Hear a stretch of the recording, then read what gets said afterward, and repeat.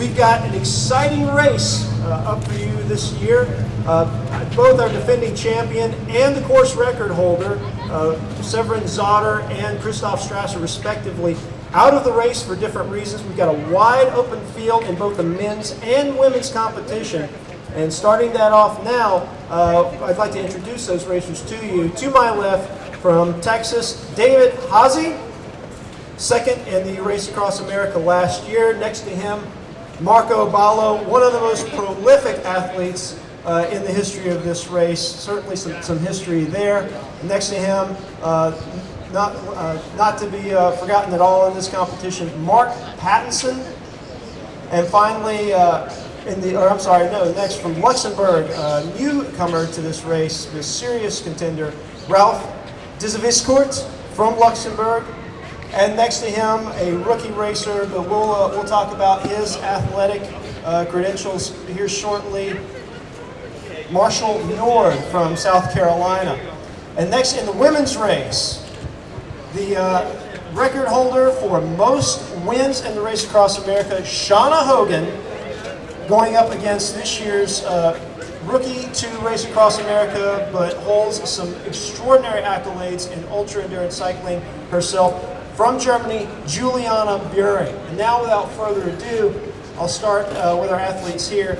David Haase, second place last year, a tremendous race for you, finishing second to Severin Zotter from Austria.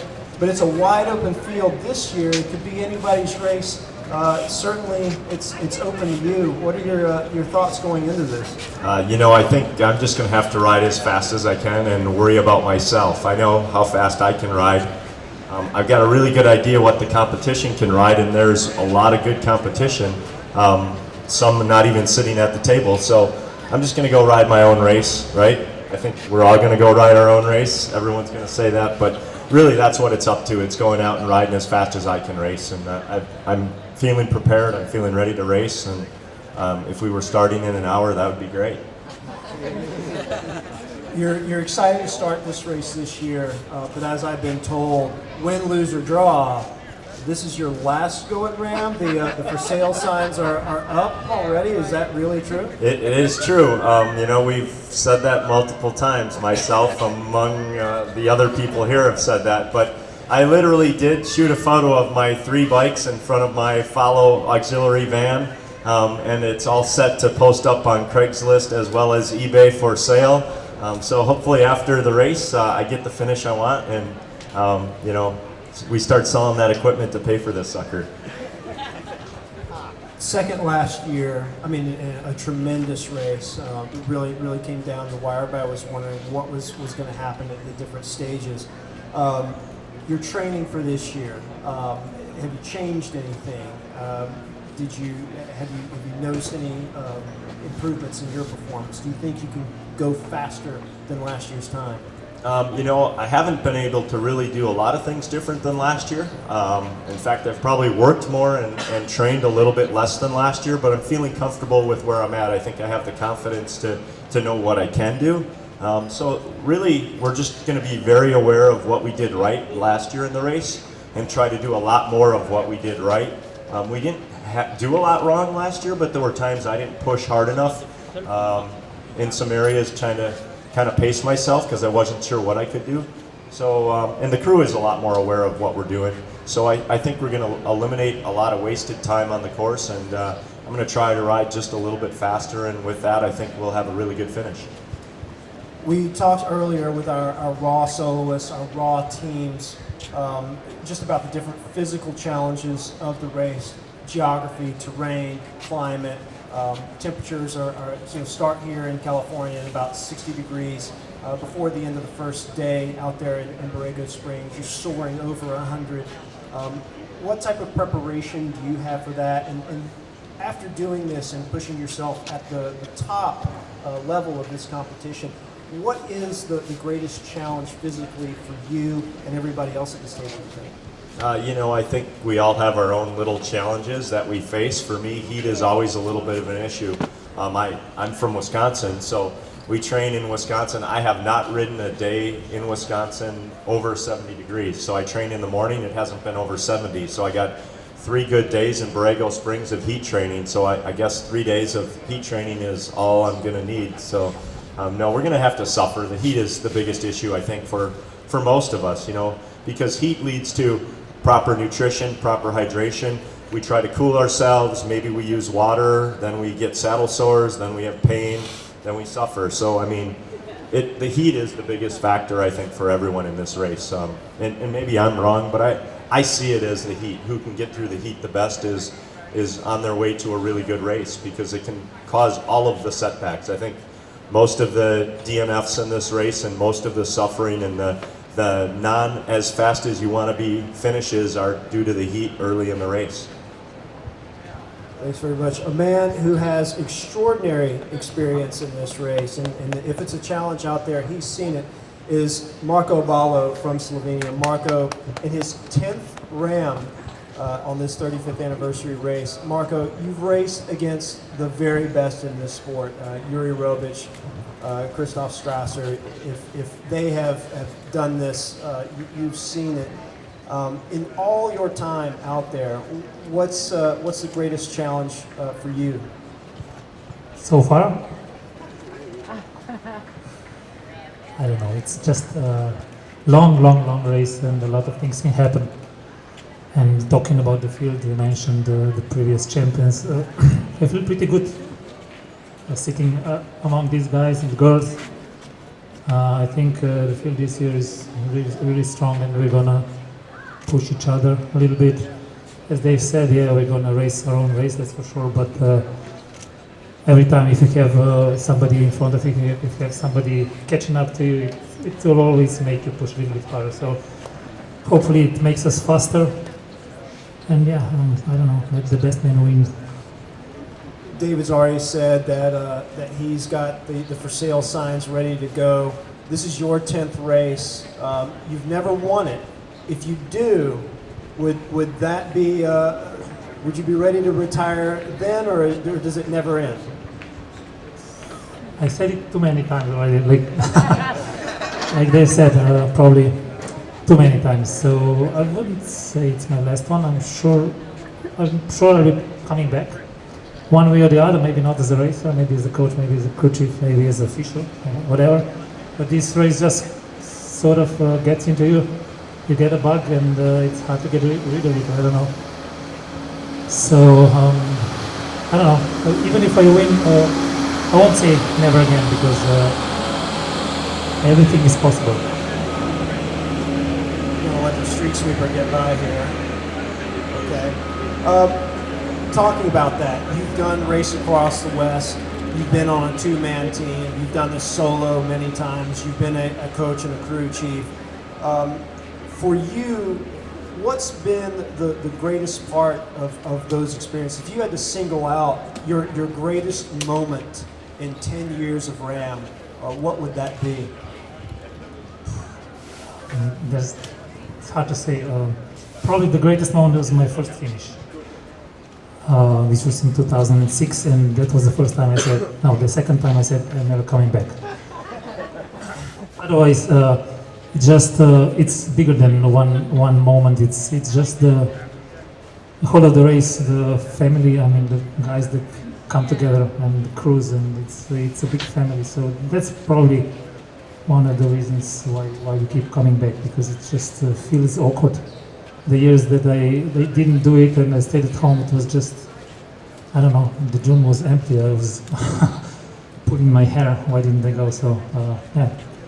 It's just really a big family, and we all love this race. Otherwise, you wouldn't do it, or you wouldn't be coming back. And it's a big family, and I love those guys and everybody. That's great. Wise words from the man with the most experience here. Now, someone else who's got quite a bit of experience and has done well is Mark Pattinson from the United Kingdom. Mark, coming out here. There's a lot of competition sitting at this table, and not joining us is Gerhard Gulowitz as well from Austria. He holds the reputation for being the fastest man never to have won this race. Some serious contenders. What's your sense of this competition starting out, and what are your goals for yourself this year? I mean, the competition's obviously really strong. I guess the difference this year is there's 4 or 5 guys who are on top of each other pretty much. So, as Dave and Marco said, when we're pushing each other, we all have slightly different weaknesses, strengths, and I'm hoping it's going to be fun, you know, when we get towards the end and we're still fighting and seeing what we can do. I mean, that's why we're here. It's great to be in a race, a real race at the end and care about winning, and we like to think we have a chance to win this year. You know, hopefully it'll be fun. We always talk about the heat in the desert, and almost to the point where it's sort of almost like a meme for Ram to talk about the heat in the desert. But we see the most people drop or experience severe problems in the mountains of Colorado. And I've often wondered, is it the altitude in Colorado itself, or is it the aggregate of by that point, you've been without sleep for a long time, the miles are starting to get into your legs, you've also been through the heat, and you're getting higher and higher in elevation.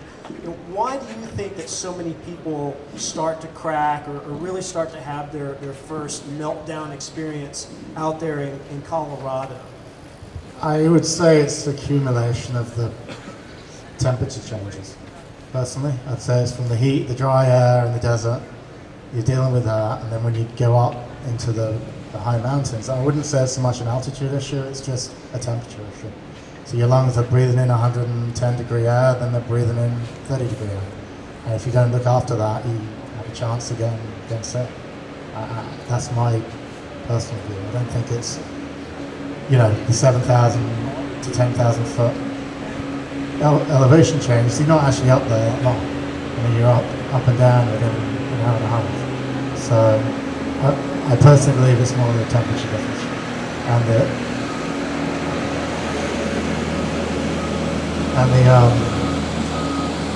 the moisture content of the air. Coming from Europe, I mean, obviously that's a severe problem for a lot of people, also for those of us from Wisconsin. But what's your preparation been like this year getting ready for that? Have you changed anything from past years, or has this all just been sort of apply the same I've formula? changed a little bit, but I suck in the heat as well. So, you know, it's just a matter of trying to stay on the bike, try not to make a mess of too many sets of clothes. You know, I really have a hard time. So I train in the desert, I train in heat. You know, when I'm at home, I set up a heat tent and try riding in that. But I know it's going to be miserable, and it's just a matter of getting through the misery. There's no messing about. That's what it is. Now, you've talked about managing things. Obviously, the crew plays a serious role in that. I know that in my preparation for this race on more than one occasion, I've gone to your website and looked at the way you set up your crew vans. You could probably write a book on that alone. Just extraordinary amount of attention to detail that you and your crew put into that. Are you bringing back the same crew this year, and to what extent does the crew play a role in an athlete's success in this event? Well, first, let's be clear, that's not my attention to detail, that's my crew chief's fantastic attention to detail, and every little bit of creation that goes into that van is Charlie, not me. We're bringing back nearly identical crew to last time. There's only one guy who couldn't make it because he's riding his bike across country on his own on a self-supported trip. So there's a lot of experience, and everybody brings something different. And I've been fortunate over the years to have a great crew, great sources of different people who've come in and helped me out. And you know, as I said, it's lucky for me that I do, so I don't have to focus too much on that logistical side, because that's exhausting, as we all know, just trying to pull it all together. And having a great crew chief who lives locally is a big plus for me. It's great to finally be able to let go of all the planning and finally get on the start line. Huh? Yeah, it's always good. This is the best time, you know, don't have to ride your bike much anymore. Get to hang out, relax, and eat a bit more, and you know, get ready. Awesome. Well, next on our lineup here, we have Ralph Dizaviskort from Luxembourg. He is a 5-time national time trial champion and finished second in the race across the Dolomites. So while this is your first race across America, you're still no stranger to the ultra endurance game. What brings you out here, and what are you looking forward to most in this competition this year? Well, I've done a couple of ultra cycling races in Luxembourg. I've won a couple of these races as well, and so that's the way I got qualified. And after that, well, I was just looking for another bigger challenge, and I think the biggest challenge we have in our sport is RAM. So, and that's why we decided to come over here and try to do our best.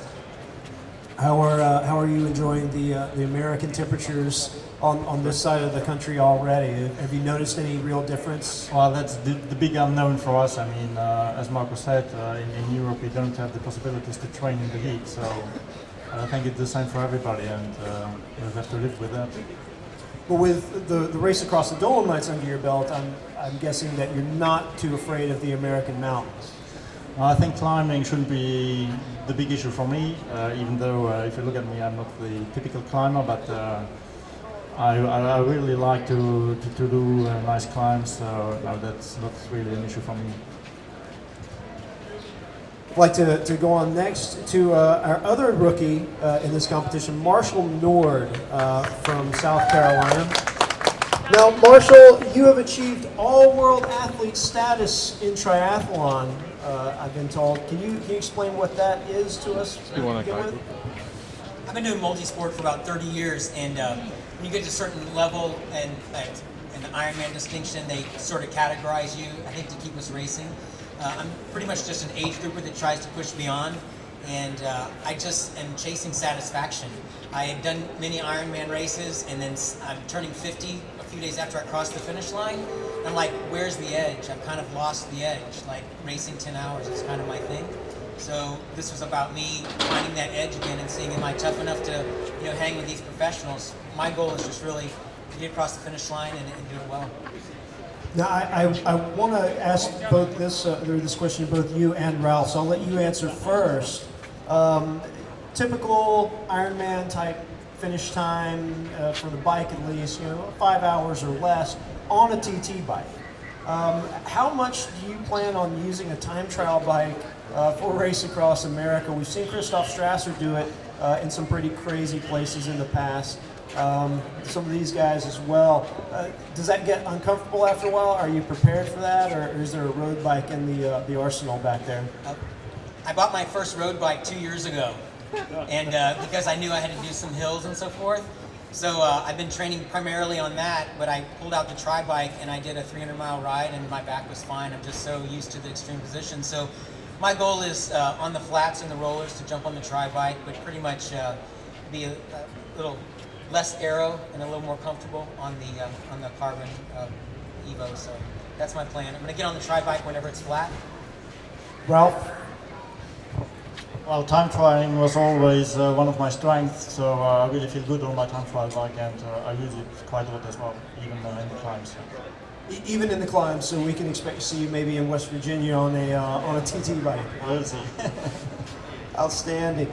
You're talking about just the distance in the race. Again, both of you have experience in this, but I'm wondering what type of issues do you experience when you get push out past 20, 30, 48 hours on the bike? When does the real discomfort set in for you, and mentally, how do you push through that? Well, I always say to myself, in such a race you always have up and downs, and when you're in a down you always have to think about the good things, and that at one moment, a few hours later, you will feel better again. So that's where you have to focus on and try to stay positive. The mental toughness, nothing's been a problem. I was fortunate to be mentored by Dex Took and Pete Panseres through email, and I put in 9,000 miles over about 5.5 months. I don't know if that's a lot or a little. And then the last month I shut down, and I had to drop out of a 400-mile race, and I found out I had pneumonia, both lungs, and I was like, that probably is why I dropped out. And so I just took May off to recover, but I just think, I've been cold, I've been hot, love the heat, love the mountains. It's just getting in the mindset. The problem is I just don't know when to stop. So they say I fit right in with these guys. So at a certain point, the crew becomes a factor. I'll ask each of you, again, sort of same question. What do you feel, or how do you feel about your crew? Are you bringing in an experienced group that's crewed you before? None of my crew members has experience in RAM, same as me. So we are all new here, but they are highly motivated. They did a couple of races with me in the past in Europe, so they know how to do it, but they don't have any experience in RAM. So it's one of our weaknesses, but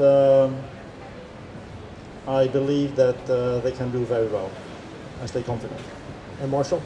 We're all rookies and we're proud of it. So we're all going to learn as we go. Well, it certainly bodes to be an interesting experience for the men's race. We have one of the most talented fields up at the front, and possibly some rookies looking to challenge as well, and we're looking forward to that. But one of the other stories that we should not forget here is the women's race. We've got an extraordinary competition here, three ways, between Shauna Hogan, Juliana Buehring, and then not participating today is Nicole Reese from Switzerland. Shauna holds the record, both men and women, for most wins in the Race Across America. 6 wins.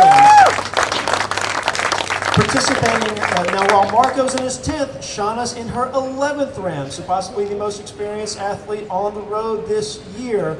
Shauna, can you talk about what this means for you? You've been in three-way competitions here in some recent years. You've got the experience. Can you win it, and what would a win mean for you this year?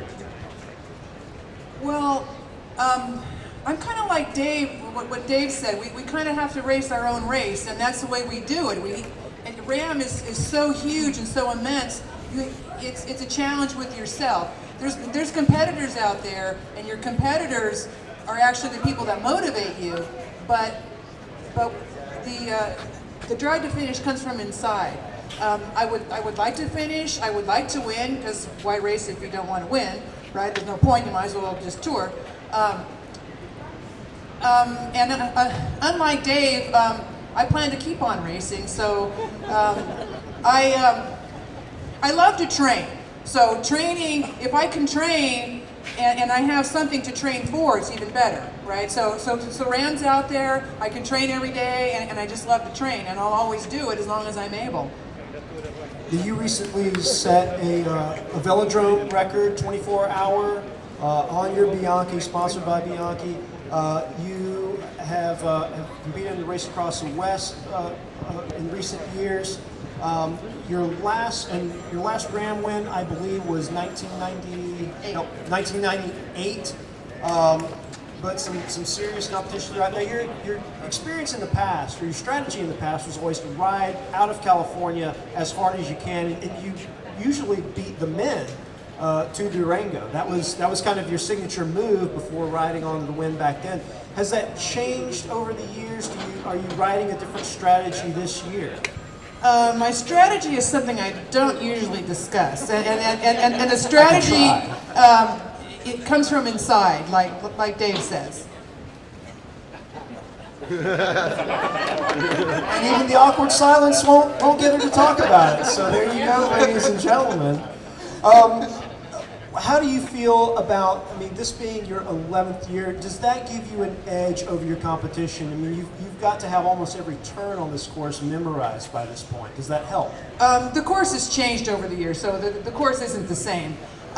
The rookies, my rookie year, I thought I knew it all, and I looked at Susan Notarangelo's record at the time, and her record was 9 days, 9 hours, 9 minutes. And I thought, well, her average speed was 12.8 miles per hour, and I thought, who can't ride their bike 12.8 miles per hour? That's easy. And it took me 3 years to break her record. So rookies don't understand, and there's no offense, you just don't understand how difficult it is. And once you get out there, you learn that. And I think people who finish their first year are either, I want to come back because I know I can do so much better, or I'm never, ever going to do that again.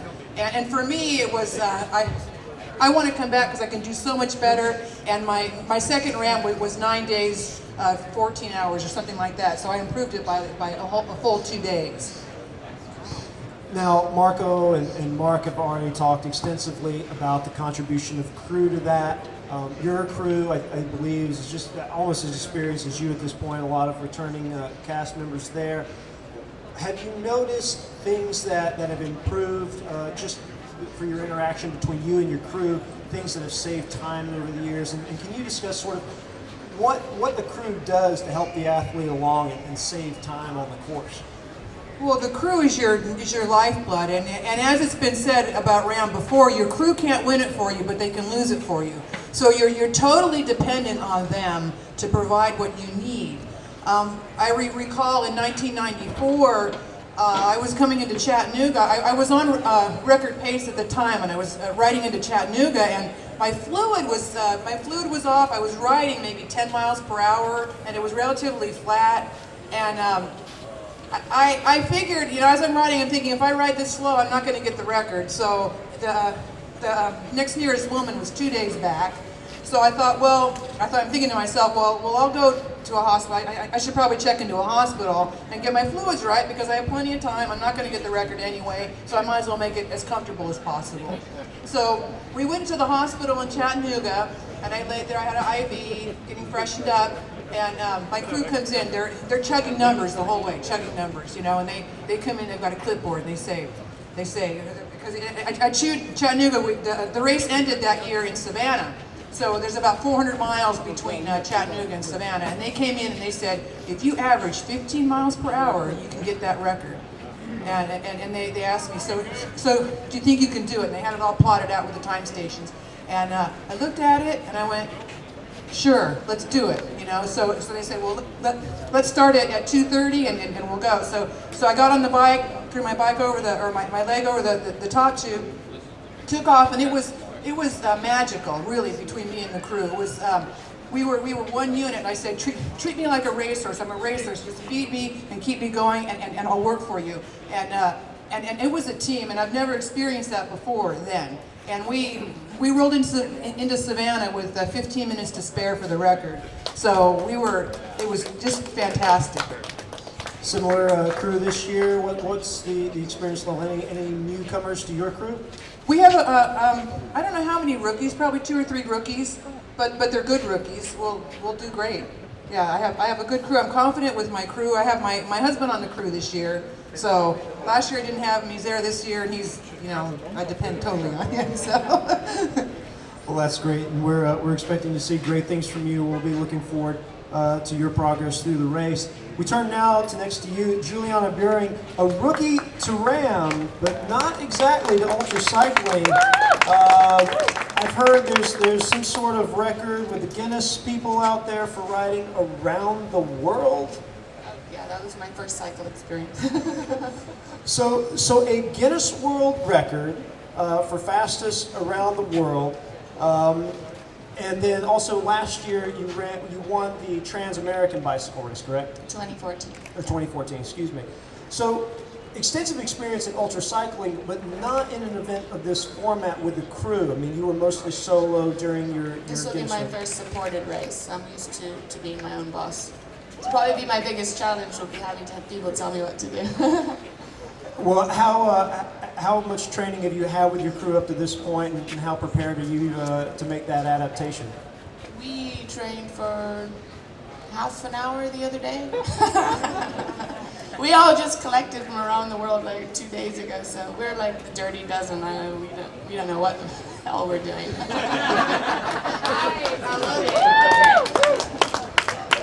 Well, you've been on the bike for long trips before, so Yeah. you're pretty confident in yourself, and I'm sure your crew is also ready for it as well. Now, you've been all over the world. You've ridden around here. How much of the course have you seen just from here to Borrego Springs, at least? I saw the first 70 miles, and that was it, up into the glass elevator, and then I don't know what I'm in for, except I heard it's really hot. So seeing that for the first time and hearing some of our competitors earlier talking about it, how did you feel about seeing that descent and thinking about speeds hitting almost 70 miles an hour going down that? Yeah, I don't know if I'll hit 70 miles per hour, but we'll see. Depends on how curvy it is. I like going fast downhill, so it'll be fun. Yeah.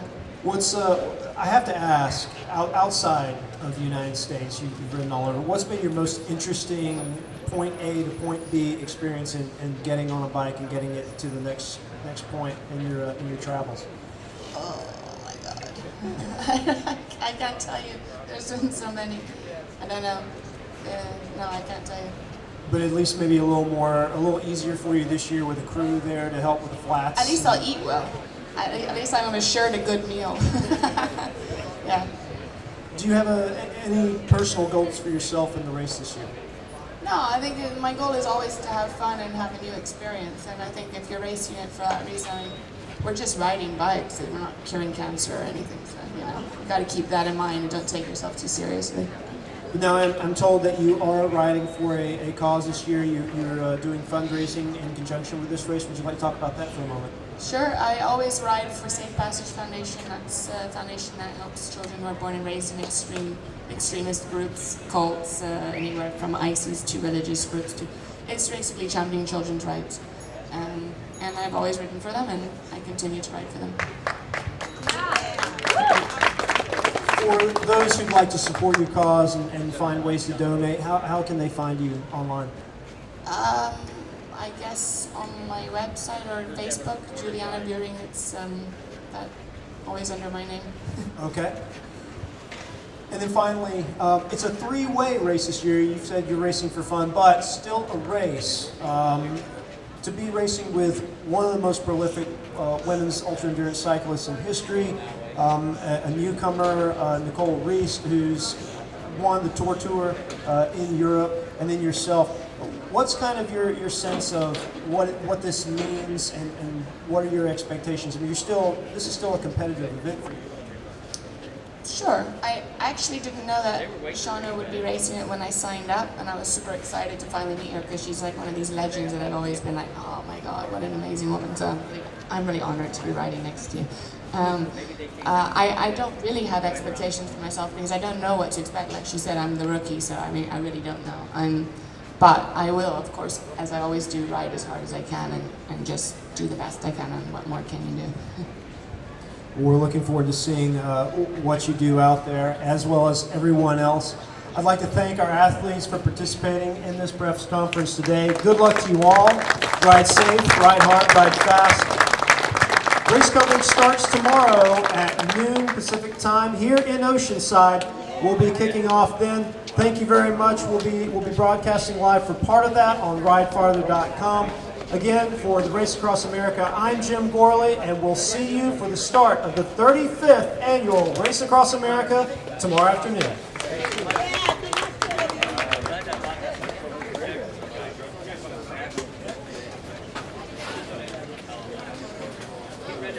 One day,